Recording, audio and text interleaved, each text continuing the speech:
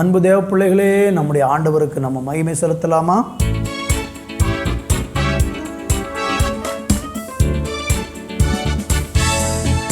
நீரன்பலனுமன் கேடகமா, உம்மைத்தான் நம்பியிருந்தே. நீரன்பலனுமன் கேடகமா, உம்மைத்தான் நம்பியிருந்தே. சகாயம் பெற்றே, உதவி பெற்றே, பாடி உம்மை துதிப்பே. சகாயம் பெற்று உதவி பெற்றே, பாடி உம்மை துதிப்பே. உம்மை போற்றுவேன், உம்மை உயர்த்துவேன், உம்மை பாடுவேன், உம்மை ஆராதிப்பேன். உம்மை போற்றுவேன், உம்மை உயர்த்துவேன், உம்மை பாடுவேன், உம்மை ஆராதிப்பேன். துதிகன மகிமைக்கு பாத்திர இயேசு ராஜா நீரே. துதிகன மகிமைக்கு பாத்திர இயேசு ராஜா நீரே. என் விண்ணப்பத்தின் சத்தத்தை கேட்டவரே, நன்றி நன்றி ஐயா. என் விண்ணப்பத்தின் சத்தத்தை கேட்டவரே, நன்றி நன்றி ஐயா. விடுவித்து என்னை மீட்டவரே, நன்றி நன்றி ஐயா. உம்மை உயர்த்துவேன், உம்மை போற்றுவேன், உம்மை பாடுவேன், உம்மை ஆராதிப்பேன். உம்மை போற்றுவேன், உம்மை உயர்த்துவேன், உம்மை பாடுவேன், உம்மை ஆராதிப்பேன். துதிகன மகிமைக்கு பாத்திர இயேசு ராஜா நீரே. துதிகன மகிமைக்கு பாத்திர இயேசு ராஜா நீரே. துதிகன மகிமைக்கு பாத்திர இயேசு ராஜா நீரே. நன்றி அப்பா, உம்முடைய சமூகத்தில் வருகிறோம். இந்த நாளை நீர் தந்ததற்காக ஸ்தோத்திரம். இந்த நாள் முழுவதும் உம்முடைய ஆளுகை எங்கள் மேல் உண்டாவதாக. தொடர்ந்து வழி நடத்தும் இயேசுவின் நாமத்தில் பிதாவே, ஆமேன் ஆமேன். இந்த நாளிலையும் கூட நம்ம தியானிப்பதற்காக 2 தீமோத்தேயுவுக்கு எழுதின நிருபம் 1ஆம் அதிகாரம் 7வது வசனத்தை வாசிக்கிறேன். தேவன் நமக்கு பயமுள்ள ஆவியை கொடாமல் பலமும் அன்பும் தெளிந்த புத்தியுமுள்ள ஆவியையே கொடுத்திருக்கிறார். அன்பு தேவ பிள்ளைகளை, வாசித்த இந்த வசனத்தில் வேதம் நமக்கு என்ன சொல்லுகிறது? தேவன் நமக்கு கொடுத்திருக்கிற ஆவி, தேவனை ஏற்றுக்கொண்ட பிள்ளைகள் ஒவ்வொருவருக்கும் தேவன் தம்முடைய ஆவியை கொடுக்கிறார். அதுவும் வேதம் சொல்லுகிறது, பரிசுத்த ஆவியை அவர் கொடுக்கிறார். தேவனை விசுவாசித்து தேவனை ஏற்றுக்கொண்ட தேவனுடைய பிள்ளைகள் தேவனிடத்தில் காத்திருக்கும் போது தேவன் அவர்களுக்கு தம்முடைய ஆவியை கொடுக்கிறார். அந்த பரிசுத்த ஆவியானவர் தேவனை விசுவாசிக்கிற பிள்ளைகள் காத்திருந்து அந்த ஆவியை பெற்றுக்கொள்ளும் போது அந்த ஆவியானவர் நமக்குள் வாசம் பண்ணுவார். அந்த ஆவியானவர் நம்மளை உணர்த்துவார். அந்த ஆவியானவர் நம்மளை தேற்றுவார்.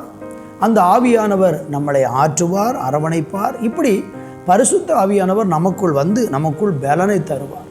இப்படியெல்லாம் ஏராளம் வேத வசனங்கள் வேதத்தில் சொல்லப்பட்டிருக்கிறது. அந்த ஆவி எப்படிப்பட்ட ஆவி என்றால், நமக்கு பயத்தை கொண்டு வருகிற ஒரு ஆவியை தராமல் நமக்கு எல்லாருக்குமே தெளிந்த புத்தி உள்ள ஆவியை கொடுத்திருக்கிறார். அந்த ஆவி பலமும் அன்பும் நிறைந்த ஆவி என்று சொல்லப்பட்டிருக்கிறது. இந்த பூமியில் வாழும்போது நம்மளை பயப்படுத்துகிற பல சம்பவங்கள் வேதத்தில் சொல்லப்பட்டிருக்கிறது. பல காரியங்கள் நம்மளை பயப்படுத்துகிறது. நீங்கள் அப்போஸ்தலர் நடவடிக்கைகளில் 4ஆம் அதிகாரம் 29வது வசனத்தில் படித்து பார்த்தீங்கன்னா, மனிதர்கள் பயப்படுத்துகிற பயம். அப்போஸ்தலர்கள் ஊழியத்தை செய்கிறாங்க. அந்த ஊழியம் செய்யும்போது அவங்கள பல மனிதர்கள் பயமுறுத்துகிறாங்க. அப்பொழுது அவங்க தேவனை நோக்கி ஜெபம் பண்ணுறாங்க, இப்பொழுதும் கர்த்தாவே அவர்கள் பயமுறுத்தல்களை தேவரீர் கவனித்து என்று அங்கே சொல்லப்பட்டிருக்கு. அப்போ நம்மளை யாராகிலும் பயமுறுத்தினா, அந்த தேவ ஆவியை பெற்ற தேவ பிள்ளைகளை யாராகிலும் பயமுறுத்தினா ஆண்டவர் அதை கவனிப்பார். உங்களை யாராவது பயப்படுத்துகிறாங்களா அப்படின்னா அதை தேவன் கவனித்து நம்மளை அந்த பயத்திலிருந்து அவர் நம்மளை விடுவிக்கிறார். அந்த ஆவியானவர் நமக்கு பயத்தை உண்டு பண்ணுகிற விதத்தில் நம்மளை நடத்தாமல் அந்த இடத்துல ஒரு பெரிய தைரியத்தை தருவார். நீங்கள் பாருங்கள், உங்கள் வாழ்க்கையில் சில இடங்களில் நீங்கள் பயந்து போய் இருந்த சமயத்தில் அந்த ஆவியானவர் நமக்குள்ளே இருக்கிறதுனால அவர் நம்மளை என்ன செய்வார்னா பலப்படுத்துவார், தைரியப்படுத்துவார். கர்த்தருக்கு மகிமை உண்டாகட்டும். நீங்கள் பயப்படுகிற சுபாவமுடையவங்களாக இருக்கீங்களா?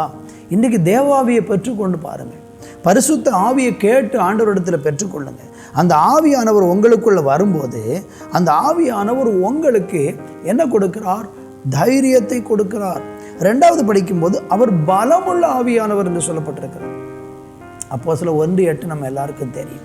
பரிசுத்தாய் உங்களிடத்தில் வரும்போது நீங்கள் பலனடைந்து என்று சொல்லப்பட்டிருக்கிறது. அப்போ அந்த ஆவியானவர் நமக்கு பலத்தை கொடுக்கிறார்.